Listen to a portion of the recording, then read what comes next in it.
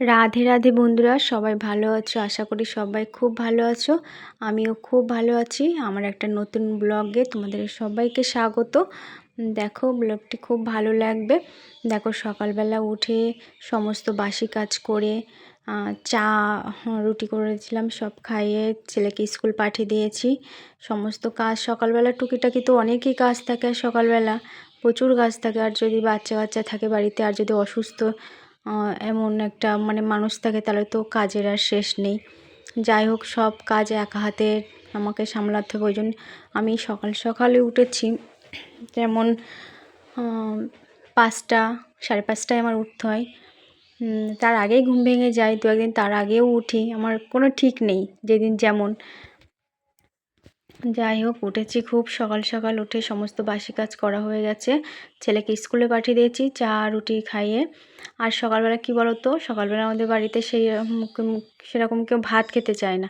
ভাত করলে কেউ খেতে চায় না। ওই জন্য আমি সকালবেলা সকালবেলা আর ভাত করি না, একটু দেরিতেই করি। আর সকালবেলা একটু ভারী কিছু মাকে, যেমন মা যাতে হোক ওষুধ খায়, ওই জন্য একটু মুড়ি দিয়ে, বেশি করে মুড়ি দিয়ে চা দিয়ে দিই, কিংবা দু একদিন রুটি দিয়ে দেই। ওই জন্য সবাইকে দেওয়া হয়ে গেছে। এবার দাদাভাই নিয়েছিল মাছ সকালবেলা, আমাদের রাস্তা দিয়ে যাচ্ছিলো, এরা সামনে দিয়ে মাছ নিয়ে স্নান করার আগে আমি মাছটা কেটে নিয়েছিলাম। আর তারপরে আমি স্নান করে মাকে স্নান করিয়ে তারপরে আমি স্নান করেছি। এবার মার মাথাটা আছড়ে দিলাম, দিয়ে বললাম যে মা তুমি বসো, আমি রান্না করে নিই।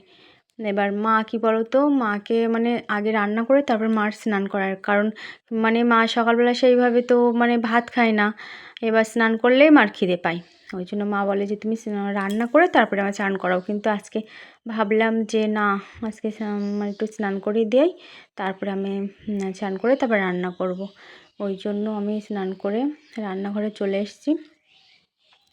এবার রান্না বসিয়ে দিয়েছি। এদিকে মনে মনে ভাবছি যে এদিকে বাবু স্কুল থেকে বাড়ি আসবে, এসে ও আর কি ওর খিদে পায়, ভীষণ খিদে পায়, ভাতের খিদে পাবে, দিতেই হবে ভাত। যাই হোক, আর ভাত না দাও তুমি, অন্য কিছু রুটি করে দিতে হবে, কিংবা ম্যাগি করে দিতে হবে। স্কুলতে বাড়ি আসলেই খিদে পাবে ভীষণ। কিন্তু স্কুলে যদি কোনো কেক বিস্কুট দেয়, কিছুই খায় না। ওই জন্য ভীষণ খিদে পায় আসলে পারে। ওই জন্য আমার মনে মনে ভাবছি, তাড়াহুড়ো করে রান্নাটা আর কি বসাচ্ছি। এদিকে স্কুলে নিয়ে ছেলেকে নিয়ে আসতে যেতে হবে। আর এদিকে তো মশলা ঝুড়ি টুড়ি সব আমার এদিকে তুলে রাখতে হবে। রান্নাঘরে কিছুই রাখলে হবে না, কারণ প্রচণ্ড ইঁদুরের উৎপাত আমাদের রান্নাঘরে। বড় বড় গেছো ইঁদুর বলে না, সে আলু কিংবা বেগুন যাই মশলা থাকুক না কেন, কোনো সবজি রাখলে কিছুই থাকবে না, সব রাতেই টেনে এনে চলে যাবে। ওই জন্য সব উপরে রেখে দিতে হয়, আবার টেনে টেনে আবার রান্না করার সময় আবার সব নিয়ে যেতে হবে। আর ধরো একা হাতেই ধরো কোটা বাছা, রান্না করা ভীষণ একটা দেরি তো হয়, আর ভীষণ অসুবিধাও হয়। এদিকে আমি পাটকাঠি একটু রোদে রেখেছিলাম, যেহেতু এখন একটু বৃষ্টি বৃষ্টি হচ্ছে। আর ওই জন্য দেখো কত সুন্দর পাটকাঠিটা, এত সুন্দর গরম হয়ে গেছে, টপ করে ধরে গেল। লম্বটা লিবে রেখে এবার উনুনটা জ্বালিয়ে নিচে, রান্না করতে করতেই ছেলেকে নিয়ে আসতে যেতে হবে। ভাবছি রান্নাটা করে নেই, রান্নাটা বসিয়ে নিয়েছি। রান্না হওয়ার আগেই ছেলের স্কুলের টাইম ছুটির টাইম হয়ে যাবে, নিয়ে আসতে যেতে হবে। এদিকে মাছ এ পাশে ভাতটা বসিয়ে দিয়ে ওই পাশে ওই পাশে মাছটা ভাজা বসিয়ে দেবো। ওই জন্য মাছের লবণ হলুদ মাখিয়ে রাখছি, এবার ভাজাটা বসিয়ে দেবো। আর এদিকে কেটে নেবো। এদিকে দেখো, গাজর দিয়েছিল তোমাদের দাদাভাইকে একটা দাদা গাজর, তো তাদের জমির গাজর। দেখো ছোট্ট ছোট্ট গাজর, তো কাটতে ভীষণ টাইম লাগে। যদিও কাটতে টাইম লাগলে কি হবে, খেতে কিন্তু টাইম লাগে না একদমই। যাই হোক, কেটে নিয়েছি গাজরগুলো। এদিকে বেগুন আর ডাঁটা আলু মাছ রান্না হবে, কিন্তু ডাঁটা কিন্তু এখনও গাছে পাড়াই হয়নি। এদিকে আমি গাজরগুলো ধুয়ে নিয়ে আসতে যাচ্ছি, ধুয়ে রেখে তারপরে এদিকে তোমাদের দাদাভাই ফোন করলো যে আমি এই রাস্তা দিয়ে ব্যাংকে যাব, তাহলে তোমার আমি ডাঁটা পরিয়ে দেবো। এদিকে দেখো ছেলেও চলে এসছে, কারণ মেয়ে নিয়ে আসতে আমি আজকে যাইনি, নিয়ে আসতে মেয়ে গিয়েছিল নিয়ে আসতে। বলছে মা তুমি রান্না করে নাও, আমি নিয়ে আসতে যাচ্ছি। ওই জন্য মেয়ে নিয়ে এসছে স্কুল থেকে ছেলেকে, আর আমি রান্না করে নিচ্ছি। স্কুলে মানে বাচ্চা কাচ্চা এক জায়গায় থাকলে কি হয়, কাদের সাথে মারপিট করেছে সেটাই আর কি বলছে। এদিকে মাছ ভাজা হয়ে গেছে আর গাজর আলু ভাজা হয়ে গেছে।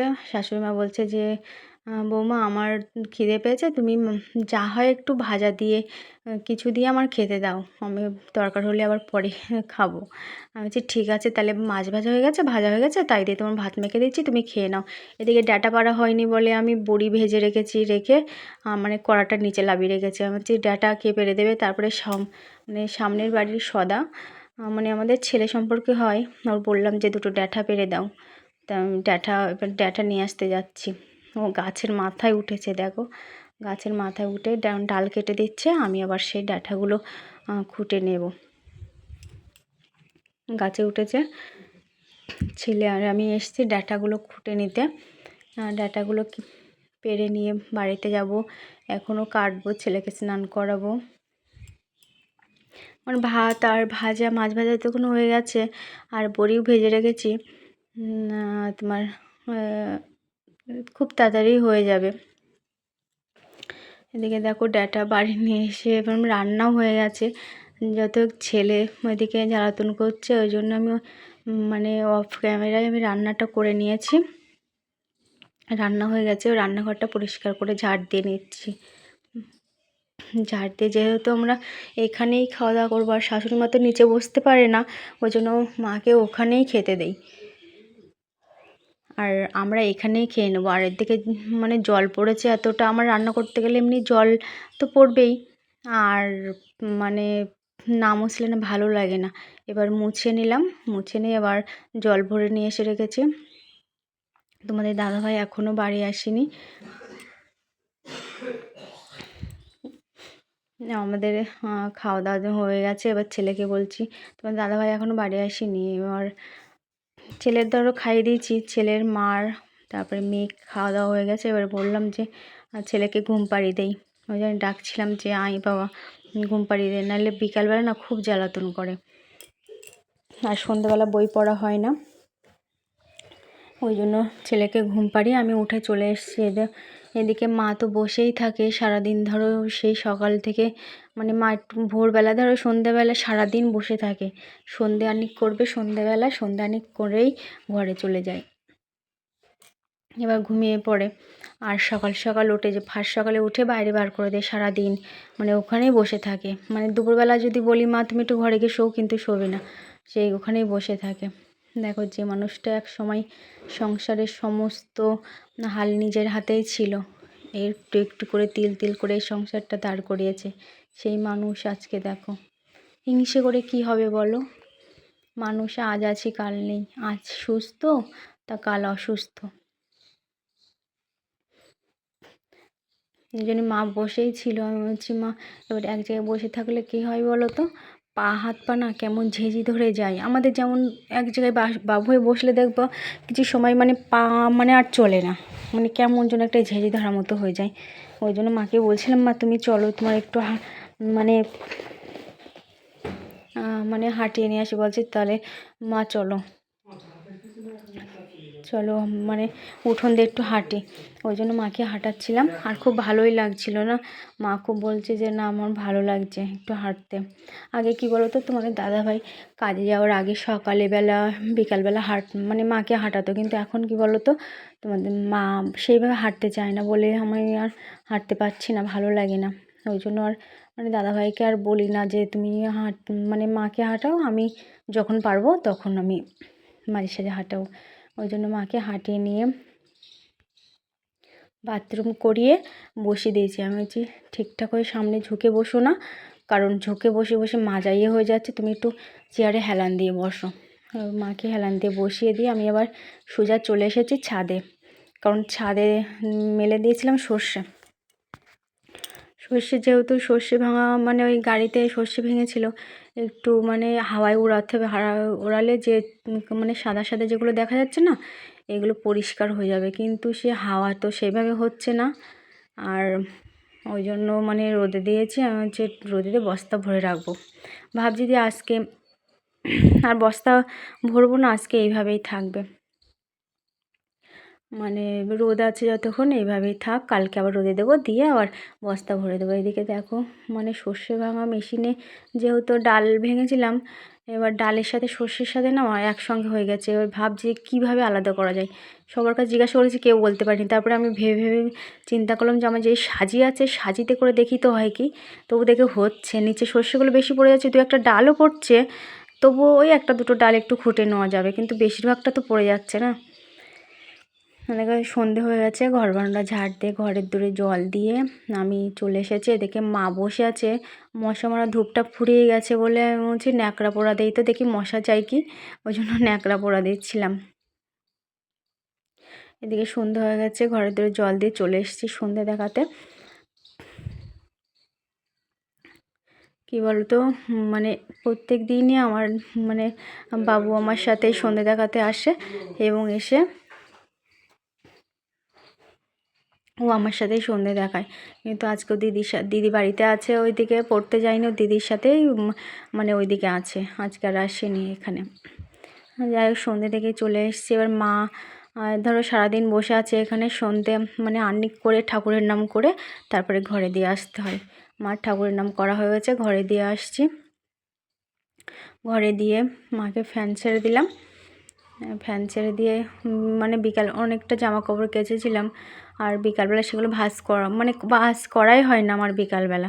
সন্ধেবেলা কিংবা রাত্রিবেলা করে আমি ভাঁজ করে নিই, কেন বলো তো, বিকালবেলা অনেকটাই কাজ থাকে, ঘর বারান্দা ঝাড় দেওয়া, কিছু টুকটাক, আর চাষবাসের বাড়ি বুঝতেই তো পারছো, মানে কাজের আর শেষ নেই। আর বিশেষ করে বাগান বাড়ি, যাদের আশেপাশে গাছগাছালি আছে, এবার সেই সব মানে ওদিকে বিকালবেলা থালা বাসন মাজা, মানে জামা কাপড় তুলে ঘর বারান্দা ঝাড় দেওয়া, কিছু কাঠ গুছিয়ে রাখা, জল তোল, অনেকটাই কাজ থাকে, ওই জন্য জামা কাপড় ওইভাবে রেখে দেয়। সন্ধ্যেবেলা আমি সেগুলো আর কি মানে ভাঁজ করে নিই সন্ধ্যাবেলা, কিংবা খাওয়া দাওয়ার পরে। এদিকে তোমাদের দাদাভাইয়ের কাছে সে ডাল মানে ভানাতে দিয়েছিলাম, সেই ডালগুলো মানে বাড়ি নিয়ে এসছে, ডালগুলো আমি কোটো ভরে নিচ্ছিলাম। এদিকে ছেলে এই পাশে বই নিয়ে বসেছে, আর দেখো মা তো বাড়ি করছে, মা এইভাবে ঢালো ওইভাবে ঢালো, নাহলে পড়ে যাবে। বলছে মা আমি ঢেলে দেবো, বলছি না বাবা তোমার ঢালতে হবে না, তুমি গিয়ে বসো। এই জন্য এই কোটোটা এক কোটো হয়ে গেছে, আর অল্প কটা আছে ব্যাগে, সেগুলো আবার একটা ছোটো কোটোতে রাখবো। আর 5 কিলো একটা আটার প্যাকেট নিয়ে এসে, কারণ আমাদের আটা লাগে ভীষণ পরিমাণে, কারণ সকালবেলা মানে ছেলে যখন তখন বলবে আমার পরোটা করে দাও, কিংবা সকালবেলা রুটির সাথে চার সাথে করা হয়, তারপরে রাত্রিবেলা তো রুটি দিতেই হয়, শাশুড়ি মাকে দিতে হয়, দু একদিন আমরাও খাই। ওই জন্য 5 কিলো আটা নিয়ে এসছে, একটা গণেশ আটা, সেটা আর কি ঢেলে নিচ্ছি। ঢাল থেকে একটু পড়েও গেছে, আর পুরো আটাটা না মানে এই কোটোটার ভিতরে ধরবে না, 5 কিলো আটা তো খানিকটা ধরবে না। এদিকে ছেলে বলছে আমার এক্ষুনি পরোটা করে দিতে হবে, পরোটা করে দাও। আমি বলছি ঠিক আছে তুমি বসো, গিয়ে বসো আমি দিচ্ছি। বলছে তোমার কখন হবে, তাই বারবার গিয়ে দেখছে, তোমার এখনও হয়নি ঢালা, এখনও হয়নি। আমি বলছি ঠিক আছে বাবা দিচ্ছি পরোটা করে, চিন্তা করো না, এক্ষুনি করে দেবো, আমি এই কাজটা কমপ্লিট করে নেই তারপরে দেব।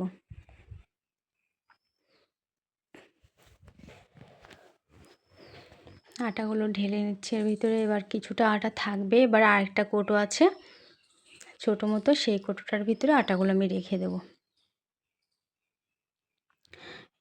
এদিকে মা পরোটা করে দাও, ছোটো একটা বাটি আছে, সেই বাটিটা মানে আটার ওর ভিতরে মানে কোটোর ভিতরে রাখলাম।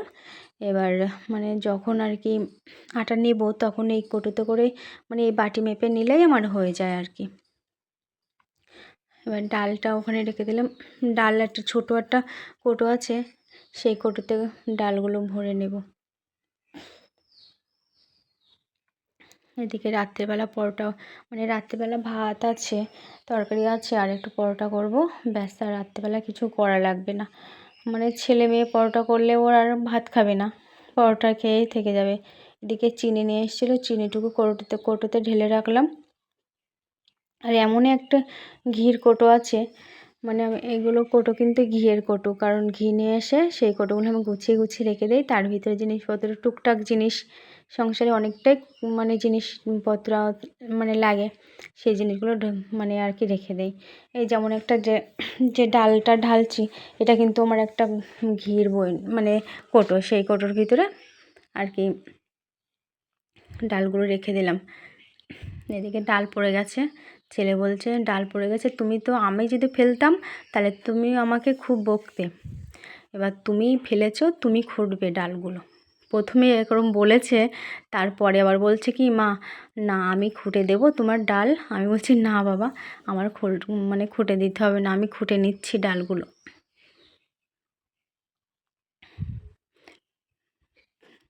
ব্যাগের ভিতরে অল্প দু একটা ডাল ছিল, সেগুলোর ছোটো কোটো তো মানে ভিতরে যাচ্ছে না, নিচেই মানে ফেলে দিলাম, পরিষ্কার জায়গা। এবারে একটা একটা করে হাত দিয়ে খুঁটে নেব, এক জায়গায় করে নিচ্ছি, এবার খুঁটে নেব। ছেলে ও দেখছে, বলছে ও মামা তুমি অত তাড়াতাড়ি ডালগুলো খুঁটলে কী করে? আমি যে একসঙ্গে কাগজ দিয়ে এক জায়গায় করে নিয়েছি, সেটা ও মানে অতটা খেয়াল করিনি, ও বই পড়ছিল, পাশে বই পড়ছে অতটা। আর বাচ্চা কাচ্চা না কোনো কিছু খেতে চাইলে মানে কোনো কিছু বায়না করলে সেটা না দিতে পারলে না খুব খারাপ লাগে, মায়েদের খুবই খারাপ লাগে। আমার মতো হয়তো অনেক মায়েদের এমনই খারাপ লাগে। যাই হোক, মানে ভিডিওটি এই পর্যন্তই মানে রাখছি। এই রান্না করতে, পরোটা করতে করতে ভিডিওটি আজকে শেষ করলাম। মানে কেমন লাগলো ভিডিওটি কমেন্টে জানাবে, আর যদি ভালো লাগে আমার ভিডিও তাহলে পাশে থাকবে, সাবস্ক্রাইব করবে এবং পাশে থাকবে। এই বলে আজকে ভিডিওটি এখানেই রাখছি। সবাই ভালো থেকো, সুস্থ থেকো, সবাই সুস্থ থেকো, টাটা।